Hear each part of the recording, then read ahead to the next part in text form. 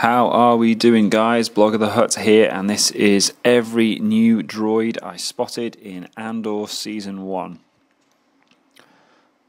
So we're going to kick things off with B2EMO, or B2EMO. A lot of B2 footage for which I make absolutely no apology whatsoever. Loved this intro to him as he's crawling around. Really see his personality as he's twitchy, seeing these Corellian hounds hunkering down as they come towards him. But yeah, just really great droid design.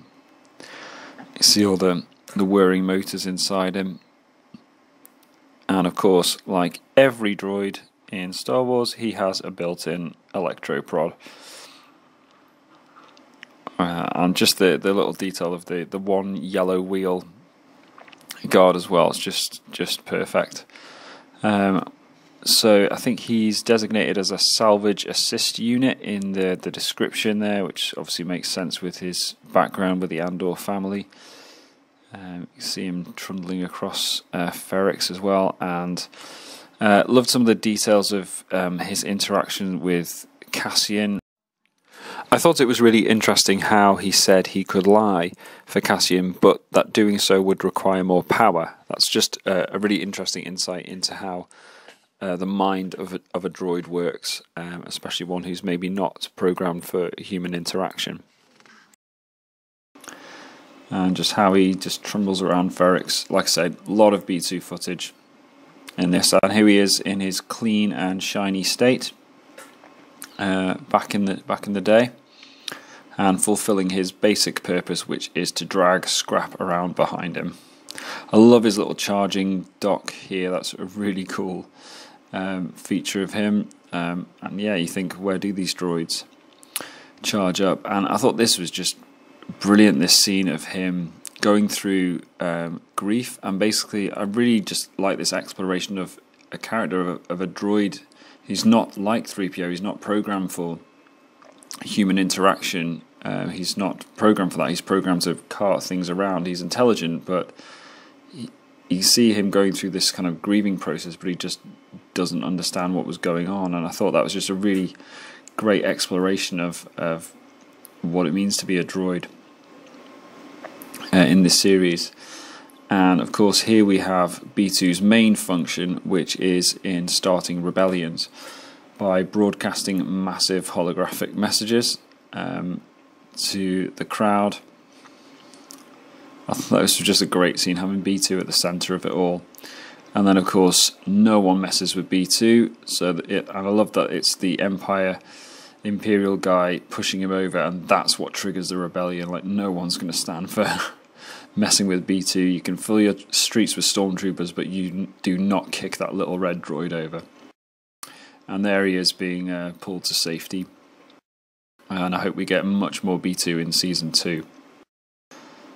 We get these little droids, sort of self-driving cargo droids, I'm guessing. You see them in the background on the left here, and another one in sort of out of focus on the far right in this scene. But a lot of those trundling around in Ferrix. There are other scenes as well, but they just were too deep into the background to be worth capturing. But I really like that kind of, that everything's shuffling around. We've got this R2 type unit on the left here. Beers in the background in a couple of shots. Looks a bit cobbled together. I like how someone's just leaning on it in that shot there. And yeah, another sort of close-up of it here as Andor keeps coming up. It looks really old and busted, like everything else on Ferrix, like it's just been put together from old parts and then just abandoned. Really just gives a nice sense of flavour to the place. Then we have probably the droid with the worst job in the galaxy, is literally letting people walk over him all day as he drives up. I can imagine L3 from Solo lecturing him about his job.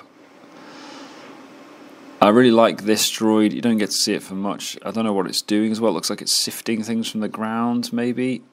Really cool droid. And then we have the Fondor droid mod.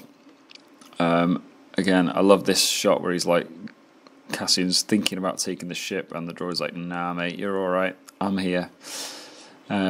Just really cool little feature plugged in, and you get to see all the things it can do, like pull up the ID and control the ship and really sort of add an asset to Luthen.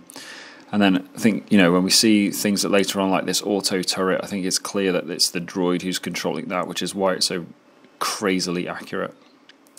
Then we have Bonnie. Bonnie's deep in the background of these shots. I completely missed it the first episode it was in. A slightly closer in version of it here, but this doesn't actually have an official name, but the designer who made it named it after his daughter, and no one's told him not to yet, so until we're told otherwise, that's the official designation. I've got these Seeker droids. They may well be the same ones in Obi-Wan, but I've put them in for completeness sake.